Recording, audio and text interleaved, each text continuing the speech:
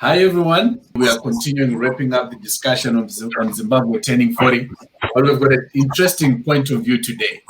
The one of South Africa turning 26 a few days ago as well. So we just want to kind of wrap this discussion with a comparison of the two. What can the young people in the two countries do? What can, as individuals, what can we do to improve our lives? Are we happy with where we are? Are we happy with where we are going? So that's the direction of this conversation. And with me today, we've got Shelton Chiyangwa, Paul Cheka, Tony Kaspia, Herbert, who are with us. It's going to be fireworks. The guys can't wait to go and share, what they think about this topic. So to start the conversation, we will start with just a round of opening remarks. We'll start with you, Herbert, and we go around. Well, it's nice to be back again to give my 2 cents about this point. As I said, in my previous videos, I would really say that there is something to celebrate in Zimbabwe because we have the freedom to express how we want, and we have majority of the minerals with us as native Zimbabweans. So this is one thing that I actually feel spent to say, yeah, we do have something to talk about. We have something to be proud of. How we manage this is a different conversation, but at least we should be at that position to say we have something that we are proud about and think about proudly Zimbabwe. Yeah, that's my view on this one. Great stuff. So Herbert is happy to declare himself as Zimbabwean and the progress from Zimbabwe. Paul, what's your opening remarks? Yes, I'm reminded of a story where two brothers, I think they fight and one died. God requires the other one to give an explanation of the other and says, "Am I my brother's keeper?" And we find ourselves in a position where either of the two countries you just mentioned, which is Zimbabwe and South Africa, are in a position to say the same thing, am I my brother's keeper? And I think we'll do well today to really discuss more in depth and really find out if any or each of us owes the other something in our experiences over the years we've had our democracies. Okay, so yeah, great stuff. I hear the point of does the other one or the other. That's an interesting point of view and a discussion point. Who owns the other what? And we have with us Tolika. What's your opening remarks, my leader?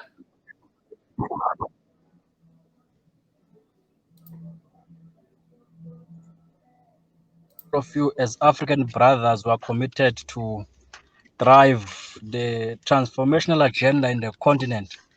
Of course, I'm very pleased as well to be proudly South African, as would know that few days ago on Monday, we turned 26 as a nation. And of course, we've done quite a lot, and there's still a lot that needs to be done to improve the lives of South Africans and also contribute in the development of the Africa as a whole. Thanks. Great stuff. Mr. Chiyangwa, Shelton, what's your thoughts, my leader? Yes. Well, allow me to thank you guys for inviting me to this platform and be a part of this great discussion. I followed your previous discussion, and it was very intriguing, very, very, very interesting, and I am pleased to be here. Well, I wanted to say that there is quite a lot to learn from the path at which Zimbabwe has traveled or has been so far as it attained 40 years. There's quite a lot to learn from that. There's also quite a lot of things that still needs to be done in as far as governance is concerned, institutionalism is concerned, constitutionalism is concerned. So there is quite a lot that we can talk about which needs to be implemented now that we are at 40. And of course, yeah, there's quite a lot that the people should do and be assisted to in as far as the country itself is concerned. Okay, great stuff. So what I'm hearing is, I hear a lot of proud people who are proud of what has happened in their countries, and with a reflection of where maybe we might be going and things like that. However, I'm much interested now to go maybe a bit more into details to say, from your perspective, Tolika, as a non-Zimbabwean, as a South African, do you think Zimbabwe actually has done well? Can you repeat the question, Stan? Yeah, I was just saying, from your perspective as a South African and being a non-Zimbabwean, do you believe that Zimbabwe has done well from a neighbor's point of view?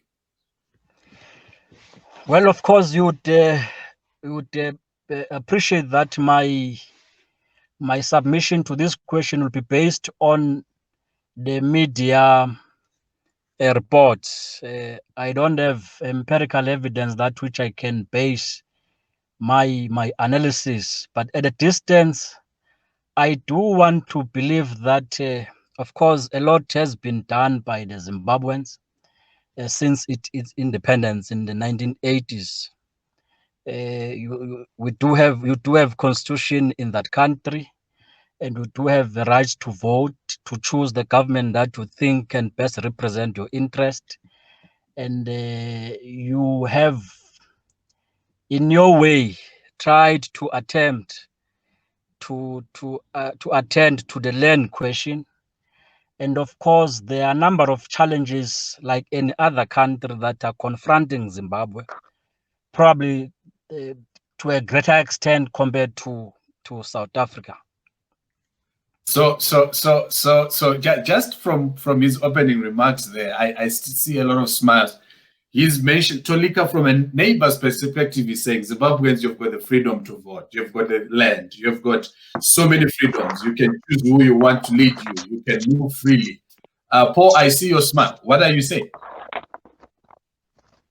Well, it's always that old story that the grass is always greener on the other side. So yeah, but when you really go to the other side, you realize that it's not as good as but you also take away from what you're saying. Really, sometimes you need someone else to tell you that you look really good, and then that gives you that idea of what you're missing out in. So yeah, actually, for the first time, maybe in a long time, I appreciate what I have just simply by hearing it from someone else. Yeah, no, guys, you can jump in now when you want to comment on the comment. Shelton. All right, thanks very much. Look, I agree with what Tolika has said. Yeah, because when we talk about the attainment of independence.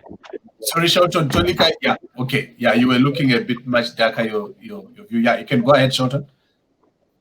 Okay, I would like to agree with what Tolika has said. When we talk about the attainment of independence, we are being patriotic. We are talking about specifically what is Zimbabwean, right? We are not even getting into the politics aspect of it, but we are talking about the actual attainment of independence. And yes, the attainment of independence in Zimbabwe has given birth to us the right to vote, the right to have our own constitution, and the right to have institutions put in place for better governance, which is for the people. As for what then happened about the right to vote, what happened about the constitutionalism and whether this whole thing have benefited the people, it's a topic of another day or another time within this discussion. But for now, we are quite happy with what Zimbabwe has achieved in its 40 years of independence, because those rights are available to the people and the nation. But what then happens after that, or in that regard, or in that context of the right to vote, constitutionalism, and all that, is another discussion.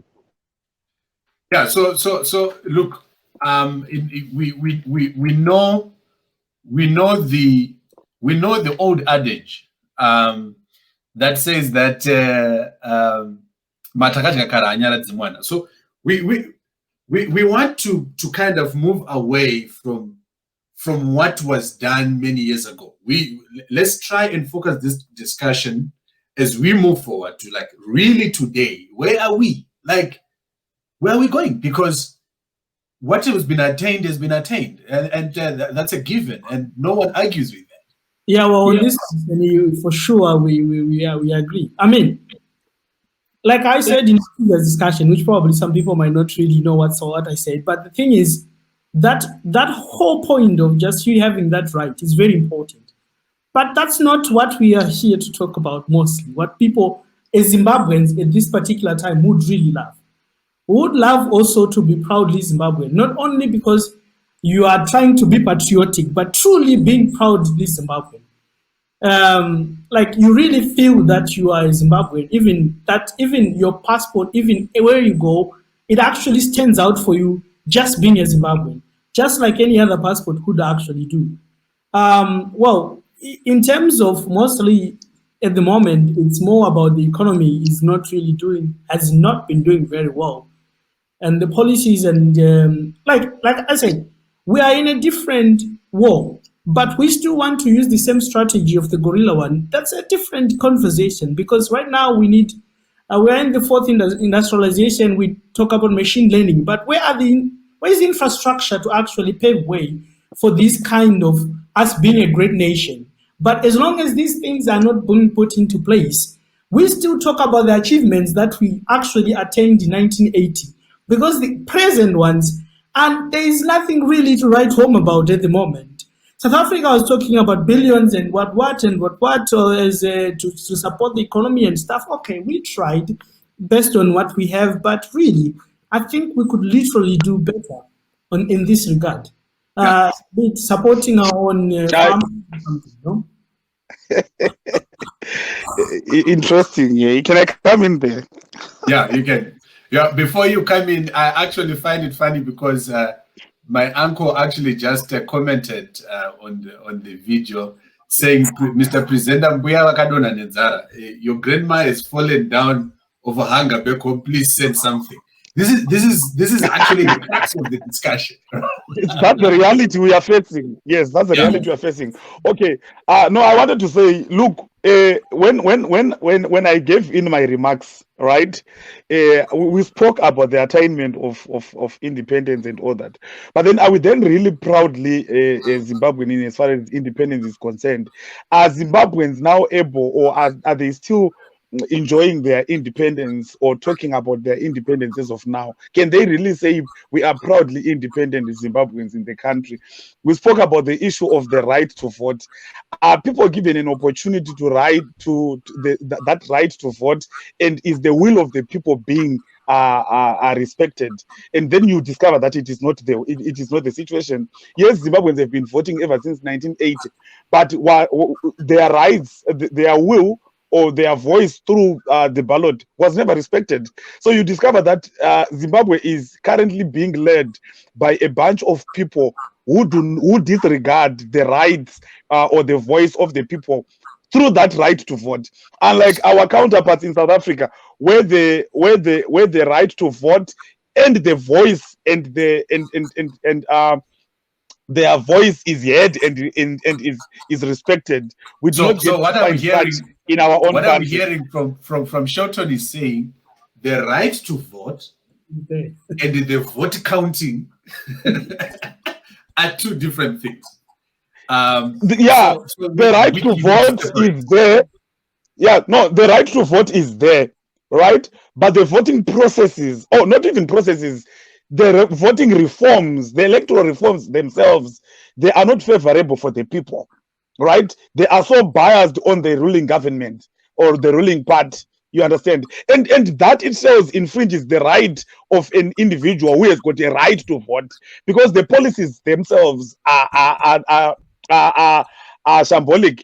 Take for instance, if I'm not in the country right now, if I'm not in Zimbabwe right now, I am unable to vote right? I do have a right to vote as a citizen, but because I happen to be out of the country, that right to vote is already taken away from me. So the policies that are in place in terms of in as far as voting is concerned or elections are concerned, right, are not favorable for the people, and there is nothing to talk about. There is nothing to celebrate about, even at 40 years.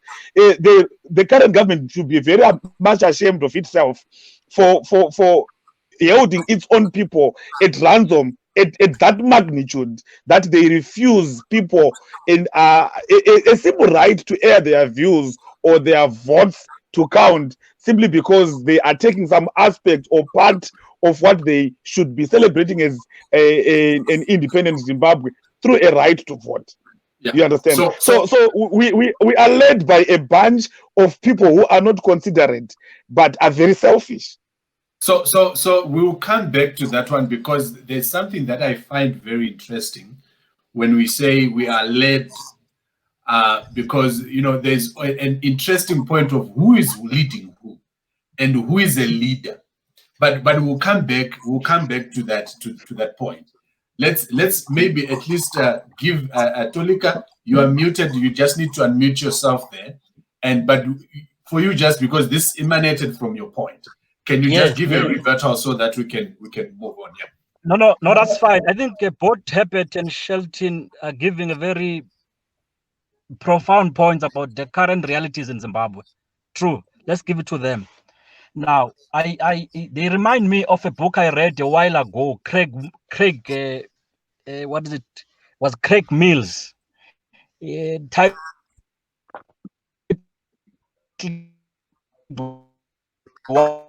Why Africa is poor. It's an interesting lane. The reason why Africa as a continent is poor. At the center of the argument made by Craig, he says, the reason why we are poor as Africans is because of our leaders. Now, this gives me an opportunity to get back to Herbert when he says, Herbert and Shelton, they are in a way blaming leaders for being selfish, for being self-centered, for not opening opportunity of development for Zimbabweans as a whole. Now, the question that I think I have for both of them is that who did bring those leaders into power? It's them as Zimbabweans. It's you, Herbert. It's you, Shelton, that voted, that used this right. I do understand the fact that you say if you are outside of Zimbabwe, you can't exercise that right, in part because of the shortcomings in technology. So in a way, in as much as we need to blame our leaders, we've got to take a step back and look at ourselves, look at the decision that we've made to propel these leaders into this power. All right, Paul, can I please come in there? Mm-hmm. Yes, you can come in. Yes. Tulika, can I please help you on this? This is my phone. The issue or the point that you raised is exactly what we hear from every other person we meet outside Zimbabwe, be it in South Africa, America, or any other country. They always blame us to say, you talk about the leaders that are not adhering to their constitution and all that, but we have put them there, right? I'll be very honest and blunt with you. The leaders were put, yes, of course, at the attainment of independence in 1980, and of course, were being voted along the lines from 1990, 1980, 1992, and so forth. But I want to tell you and promise you the reality that is going to that is so out there and clear. The current leadership or rulers, not even leaders, those people are not rulers. They are not leaders, they are rulers. The current people who are at the helm right now were never elected by anyone. They've stolen an election. They've been stealing elections since 1995, right? Before we even had a very strong opposition called the MDC. And the MDC came into play in 1999. They are on record stealing elections. They rig elections. That's why I spoke about the issue of the police, the reforms, the electoral reforms and policies that are put in place, which are not favorable for the people. So this current government, especially the one led by Mnangagwa, He has not been elected by any person. They stole an election, and people are held at ransom with this government. It's just that we do not have an army to ourselves to protect ourselves or to take it away from to take them away. But otherwise, if we had a way, that government should not. Mnangagwa is not even supposed to be there. Him and the entire leadership, they are not supposed to be there. They have stolen an election. They have stolen the people's voice, and they have put themselves in place. So interestingly, yeah, you can go ahead, Herbert. Yeah. Yes. Well, I cannot really say I don't have I'm more of a scientist, so I need to have different evidence of everything being said. But I mean, yes, but now that you have just mentioned about you being a scientist, I can present to you facts that I know of, because the 2018 election, I was a participant in the election as a candidate. But I mean, for sure, everybody can see it in a different perspective. But to be really honest, like what we said, we don't really care about who is really ruling. My point is just that sometimes these guys were really good in the armed struggle, but at this moment, I think we need now people that have got an economical mind. You know, we're now fighting an economical war. Things that paves the way to technology improvements are able, because for us in technology, we say if you can't compute, you can't compete.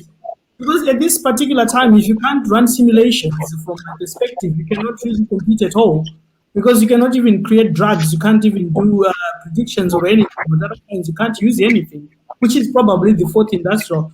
We barely, even in Zimbabwe, actually created a robot that we can say, okay, yeah, we've got something that we can sell to some other people. This is, for me, it's a bit challenging. And we need young people also in the actual government to pave way exactly to a certain direction. Because these guys, yeah, they understand, but it's not there. It's mostly about something else. Yeah. So in actually, maybe in continuing the conversation, is you'll find that which is where maybe the part of the leaders being the leader, what the leaders exhibit in a country is actually part of, can be assumed as a microcosm of that, of the people, how the people in that politics will always play, right? So you will find, you know what, Stan? Yeah. You know what, Stan? Politics will always be at play. I like the approach at which Yebet is talking about in terms of the economic aspect of it and improving the country into the generation we are at right now. But then politics will always be at play if those who are at their home politically, right, are selfish, because those people like who are leading right now, they have a capacity to turn around the country or the economy of the country, but because they are simply selfish and do not want to incorporate these brand new and fresh ideas coming from the young people to put us to where the country should be leading to, then the politics comes in or kicks in, and then is the need to get rid of that old baggage and bring in a new leadership, that is led by the youth, which is sound, which can then be able to implement what we are talking about as a fourth industrialization.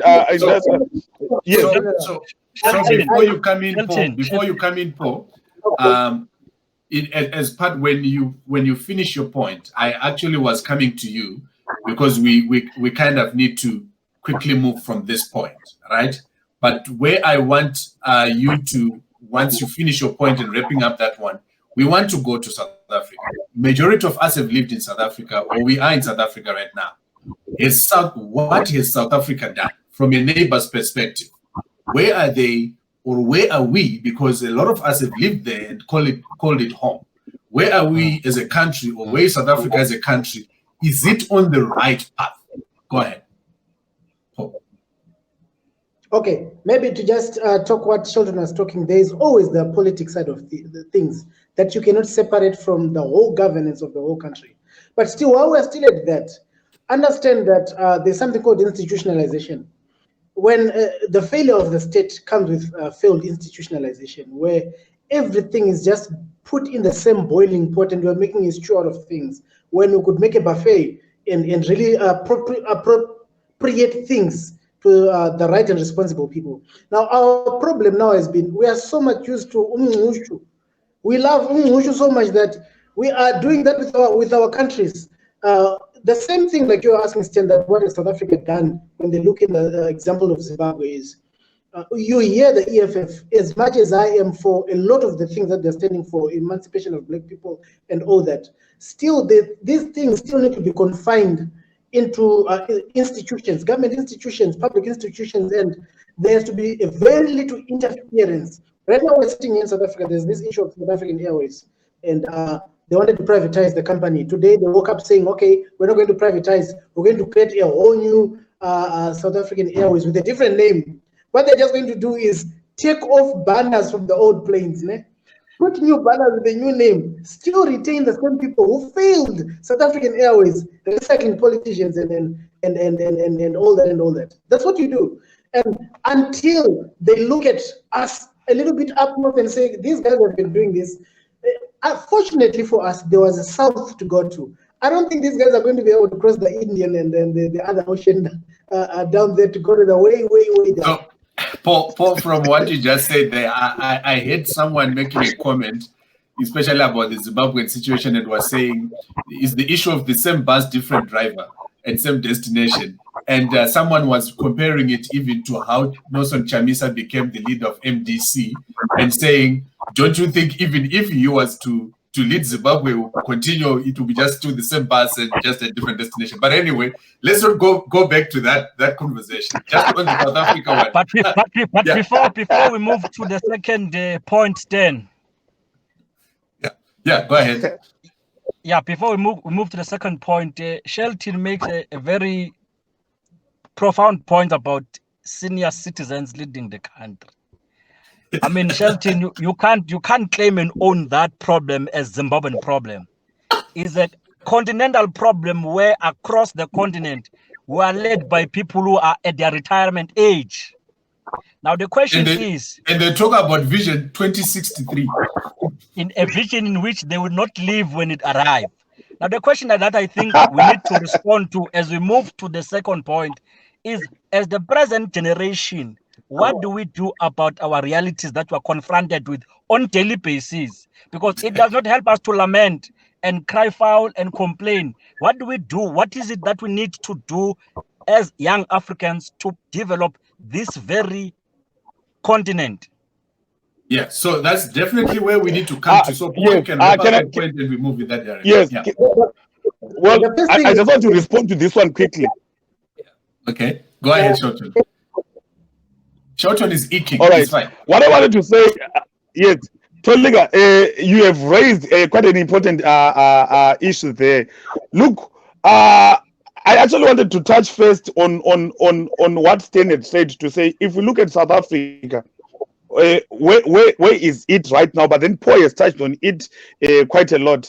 But look, responding to what Toliga has said, the challenge that we are now facing as young Africans in all the countries, right, is that young people have shunned to be active in politics, right? So we have become commentators of the crisis that is happening in our respective countries, and we are so bent out. You know, in economics, people say that when you become so bent out and you have given up, you have tried everything and it has failed. Right now, young people have bent out and they've discovered, or they've started to shun active participation in politics. And the only way that is going to help us as young Africans to be able to implement what we think is right, to be able to attain what we think is right, and to be able to take over governance and improve the lives of many people, including ourselves, is by simply being able to be players in politics. Let's be players in politics. Let's not be on the sideshows. Let's not be commentators. Let's not write articles on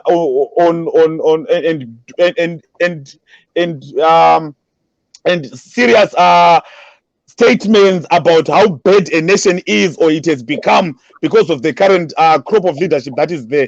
Let's participate in politics. Let's demand our space. Let's go and demand our space. Let's stand up and be counted. And that's exactly what I think is happening with the crop of leadership we are seeing in the EFF right now. They've inspired even many young people in the ANC. That is why we've got Ronald Lamola as a minister right now, and many other young ministers in the ANC-led government. And many other countries are doing that. Across political divide, young people must take up their stand and be active in politics. And by also voting, do you know that when we are voting in every country, people who vote, you discover that age group from 18 to 30, they constitute a very small percentage of people who vote. And that's so dangerous for us as young people. That's very dangerous. Suicidal, if I can put it that way. Go ahead, Paul. I agree with you, Shelton, except you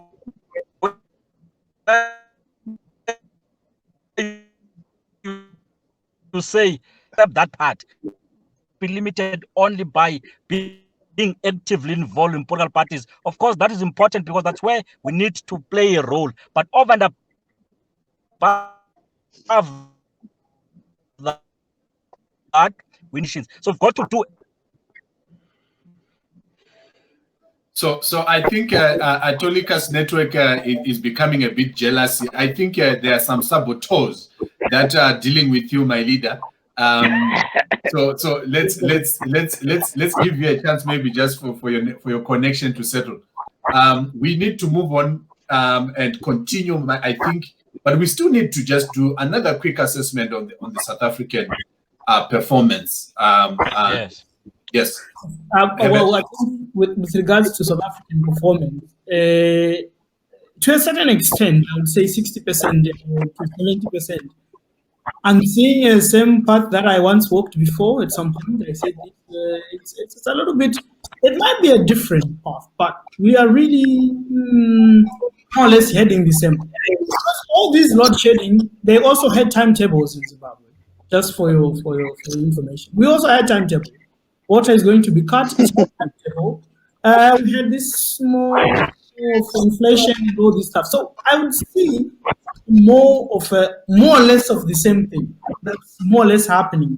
Where we say, I think most of the African countries go through this kind of affairs, and as long as the Revolutionary Party remains there for quite some time, they kind of do analysis. I think they kind of lose votes as they grow. Then at some point they start making some drastic measures that affect the economy just so that they remain in power. Then So Herbert is actually saying the telltale signs are there for South Africa. I want to disagree with that. Okay, we can just say the telltale signs are there. We've seen a little bit of this and a little bit of that. But I think with the South African case, like I was saying earlier on, they still have their institutions in place, and their institutions are not being run by their government. We have a classical case of the Jacob Zuma court cases. Former president being made to stand trial, and the judiciary is independent of the legislative. Whereas in our case, when we had political issues, the judiciary and the legislative and the executive were just one person, and that brings everything into disrepute, and everything falls from there. And I think the other thing, just to brush up there while I'm passing here in this corridor, is we're talking about being actively involved in politics. I think it's Shelton who said that we need to also have young people. Back in the day, these guys when they were fighting colonialism to attain independence, one of the most basic things that they all agreed to do is get an education. Young people need to be educated, pursue an education, and then from then on, you get into institutions, find out how politics is played, because we sit in a continent where we have got emotional politicians, and when you deal with emotional politicians, you look at aspects like policy. Like I said the other time, people don't even know what a manifesto is. You vote for a party and you don't even know what they stand for, because there's a guy who's looking nice on a yellow and red t-shirt when we look at political parties, you need to be in a position where you say, okay, I am this, but because they introduced this for this season, I'm not going to vote for them. I'm going the other way because this has to be done for our nation. Well, right now, there's a lot of talk of privatization of state institutions. For me, as a business person, I am against the nationalization of state institutions. And at the same time, I feel like as a politician, privatization of those institutions also means we are going to create a racial monopoly, because there are always those who are ahead, who have the resources and the capital and the know-how. We are not politically equipping our people. So you need to find a balance. In everything we do, we need to find that balance. And that balance does not come emotionally. Let me drive this point. Yes. Balance can never come out. It comes from understanding your numerics, your numbers. Your thinking has to be right. It doesn't have to be just, I am going to parade myself in the street because I'm an activist. At the same time, we don't need those as well, but there has to be found a balance where we all bring all these players into their right positions to channel the energy we need to get political and economic. Yes. Just a minute, Shelton. You are quite right? Yes, just a minute. You are right. We need, as young people, to attain education so that we are able to interpret and able to implement or draft policies that are favorable for government, right? But one thing that I want us to know is that there is nothing. Young people are not they are not inspired to be actively participants in politics, right? And the question becomes, who should inspire them, right? Where should they be drawing their inspiration from to become active participants in politics? Because right now, if we talk about we should talk about education and all that, we have got quite a lot. Zimbabwe is rich, or even South Africa is rich with young people that are very well educated, young people that are very well equipped academically, right? Who can be serious technocrats in improving the state. But are they inspired? Are they inspired to be active participants in politics? Because that's the only aspect that's now lacking in our countries. So I want maybe to come to you, Tolika, but at the same time, this is so the political part we have hammered on it very well. But Tolika, in your response, let's also talk about outside of the politics. What is there anything that as young people we can do outside of the politics?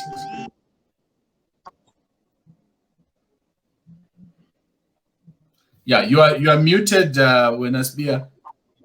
You know, I'm not sure whether I'm happy with the manner in which they've analyzed South Africa in relation to what I've done to them. For instance, I feel that you have scratched the surface. You have not got to the point where I want to understand whether, as I'm seated here, have we really made progress as a nation from where you are seated? I see Paul speaking about nationalization, EFF. Those are he's scratching the surface for me. I want the depth of the analysis of what we have been doing in the past 25, 26 years. So I think that is a very fair point, Wenasbia, because you like you say, you gave a good analysis of the Zimbabwean situation, and maybe because of time we have kind of just quickly scrolled through this one. But if I were just to give a perspective, South Africa has done well in taking care of its people. The challenge from where I am seeing it is South Africa is growing economically at a point where majority of African countries are struggling. So as much as South Africa is trying to take care of its people, it has got the challenge of its neighbors that are also coming in, needing help, which South Africa also can't just close the door out on, because these neighbors, when South Africa was also in need, they were part of helping. Now, at the same time, South Africa now, in terms of when you look forward, it is a view of many, not necessarily my view, But it is a view of many that if you talk about being industrial and entrepreneurial, the majority of young South Africans lack that. Now, is it the problem of their government or not? That's a different discussion. Whether is the leadership that needs to instill this. But if you are a leader, you have to take all the accountability. So in my perspective, I think on education, South Africa has not done so great.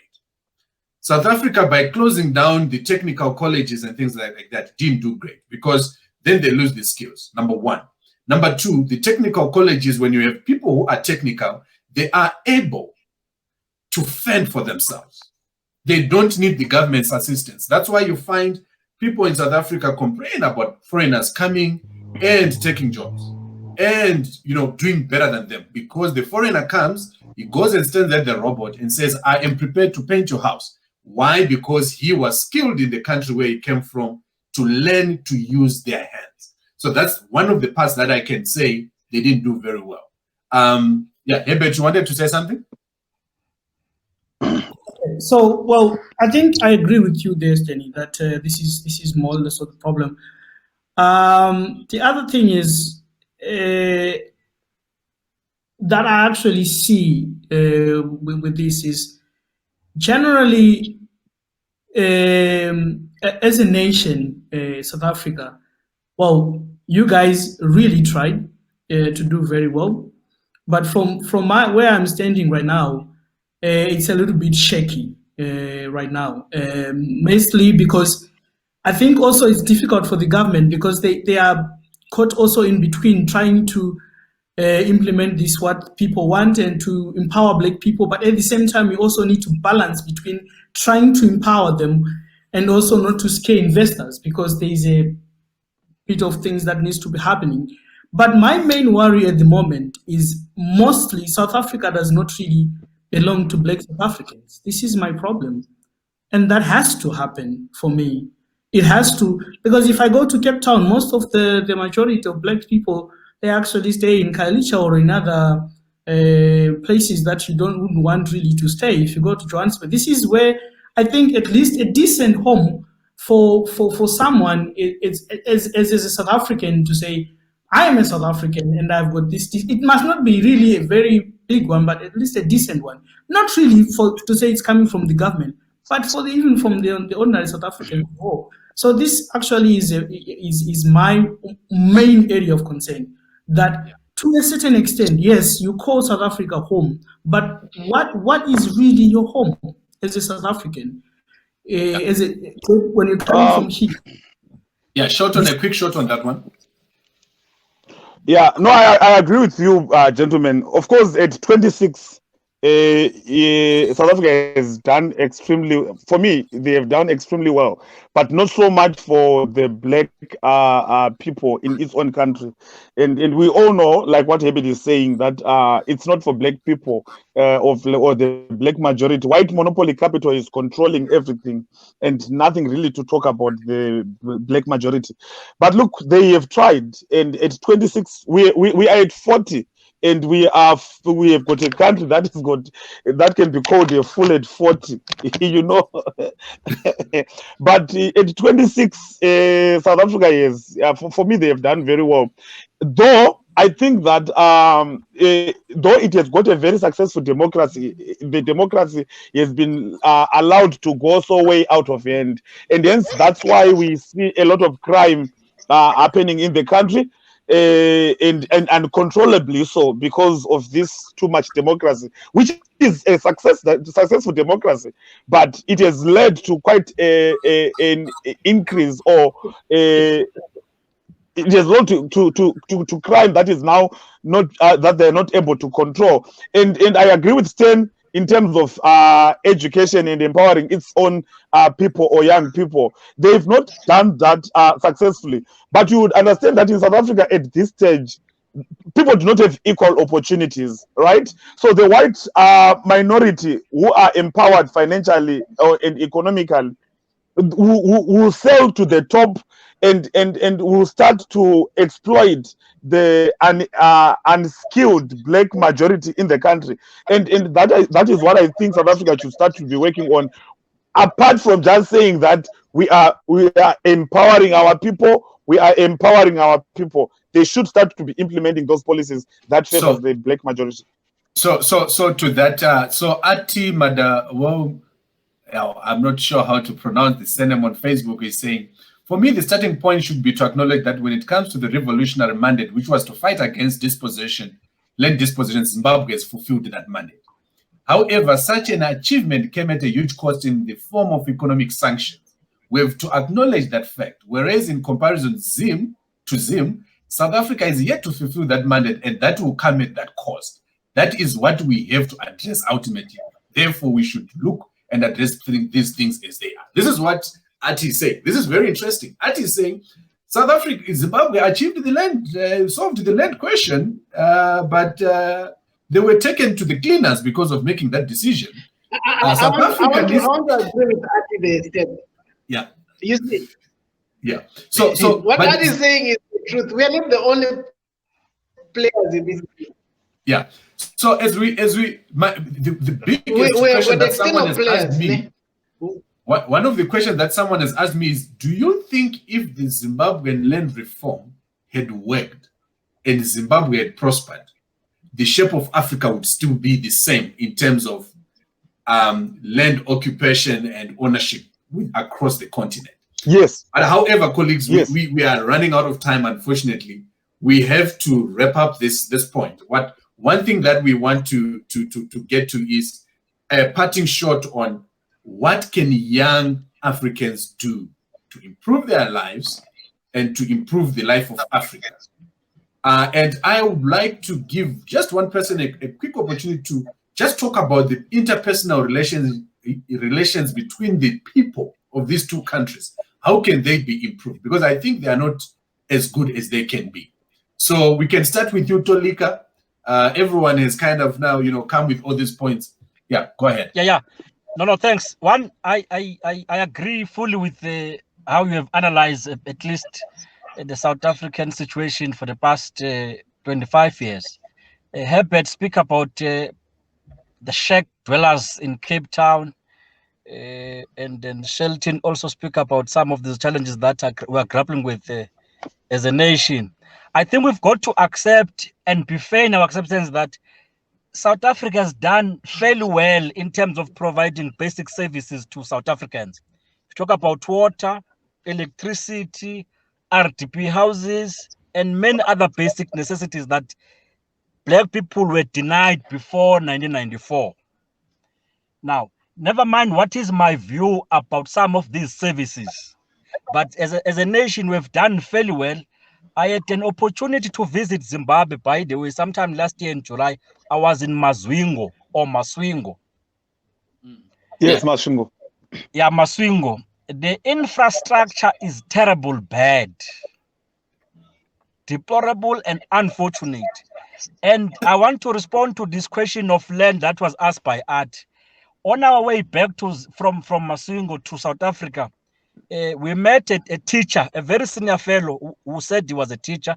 He was hitchhiking because we're driving a taxi. When we were four of us, we had to take the guy. He sat next to me. He explained the conditions that which are living under Zimbabweans, 1, 2, as teachers.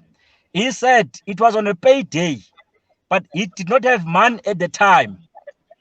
So the point I'm making is that he said about the land, in as much as we glorify Zimbabwe by the manner in which they've successfully, inverted commas, responded to the land question, but for him, he was not impressed because the land question, the beneficiaries of the land question are the politicians, in particular, those that are from the ZANU-PF. Yeah. Thank you very much. Thank you very much, Tolika. Can I come in? The interpersonal relations that we need to drive as Zimbabweans and South Africans is to appreciate and accept that we are in this very continent. We are Africans, brothers and sisters, if we take that into ourselves and accept it, that there is no difference between me and you as Zimbabwean, because we are all black, we are all Africans, we all have a role to play to drive and develop this very continent to be the same as Europe, to be the same as Asia, to be the same as any other continent, because we're a continent equally like any other continent. We've got a role to play by accepting that we are all Africans and uniting that vision. Yeah. Shorton, go ahead. Your parting shot. And yeah. All right. I just wanted to quickly say that to correct that the land reform in Zimbabwe was not done properly, right? It had been done properly, right? We would have had Zimbabwe continue to be the breadbasket of Africa. Now, the policy for land reform itself was a brilliant one, but the modus operandi that they used to implement that policy was shambolic, and it benefited the elite few, the few politicians, and hence Zimbabwe is where it is today. But the policy itself, right now, if you go to it, that land reform policy, beautiful policy that we had, the modus operandi, the process at which it was implemented was wrong, and hence Zimbabwe is where it is today. And I'm afraid that if South Africa is going to be taking the same route, talking about the land reform, talking about nationalization of mines, in that aspect of saying everyone must just get land as it is, and yet they are not able to till this land and produce, South Africa will go same route that Zimbabwe has taken.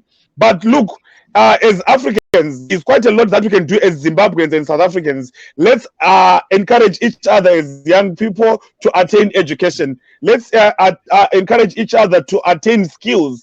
Let's encourage each other to actively participate in nation building through participation in politics and governance. Let's take our space and let's be broaden our minds and develop ourselves, our neighbors, and the people around us, and thereby we'll be developing our countries, leading to develop the continent. We are advocating for a borderless Africa. Not only Zimbabwe and South Africa, but let's push for a borderless Africa. We are Africans. We are one people. We are one race, and as such, we should not be determined or stopped or restricted by even borders and these colonial restrictions. I thank you. Thanks, Shorton. Great analysis there. Yeah, Herbert.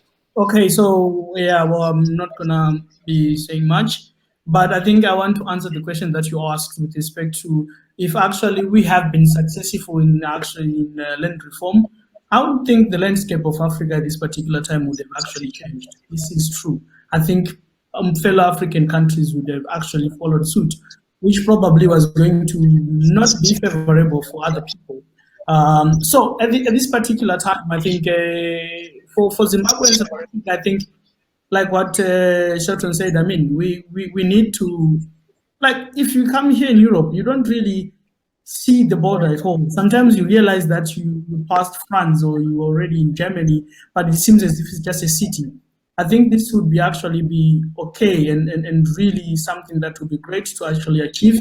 But the problem comes if as long as the neighbors are not really doing well, it can give a lot of pressure to South Africa as a whole. So we actually need to up our game to that point whereby if we decide to visit South Africa, we decide to visit South Africa because we want to see as a tourist, not necessarily to come and for economical gains. As long as this is not been attained, it can be really unfair to some other nations. That's what I think.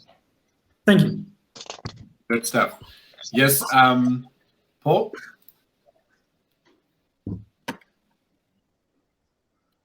I'm not sure if Paul, you are still with us. Yeah, it's actually hot coming from everywhere. Everybody else, yeah. Yeah. So I think at the end of the day, yes, we can hear you. Your parting shot.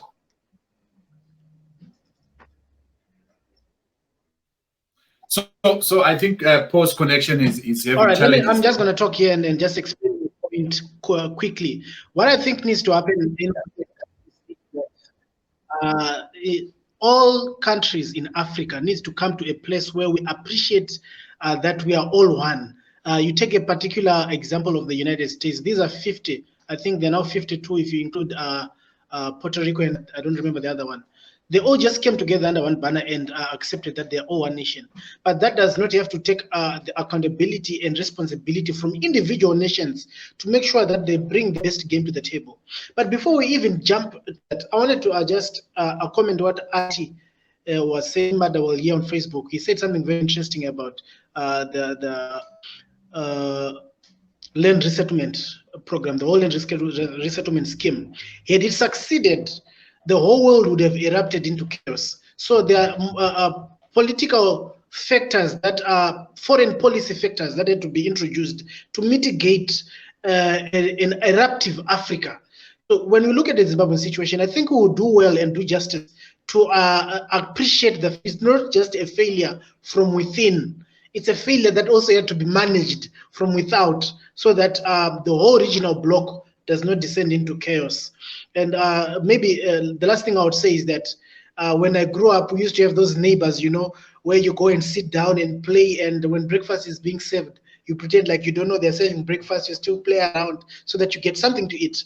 But over time, they start noticing your tactics, and they develop gradually that dislike of your friendship with the little boy next door. And we don't want to find ourselves in that. While South Africa has been that neighbor that has been helpful to us and good to us in this process of our transition politically, we also need to take responsibility. I wanted to say, as General Shorten was saying, in 1779, the French Revolution that brought us the world we have today was led by poets and philosophers. This is the beginning point where we are saying, let's talk about it and mention these things. And then we can go out and all hold grenades and guns and sing songs of war. Thank you very much. Great stuff. I think, you know, we need days and days to do justice to this topic and this comparison. But I think this is the starting point as young Africans to say, what do we think? What's our view? How do we move forward? What should we benefit? And we can continue the conversation on Facebook with our comments there. But otherwise, it's been a great conversation. Thank you guys for such a great time. Let's take up, you know, in our own different ways. A parting shot from me is, in our own different ways, everyone, we have to do something to develop where we are. Think about, in terms of everything that I'm doing, if I am working where I'm working, what am I doing for the development of my country or for the development of generations to come? If I am just coming in at 8 and leaving at 5, I'm doing the basic things that I'm requested to do. What am I doing for the future? That's where it comes the point of saying we can change the leaders, but if even the leaders, if we continue with an apathetic view or an approach, it will not help us in the ultimate future. But otherwise, great stuff. Cheers, everyone. We'll chat again later. This was a great conversation.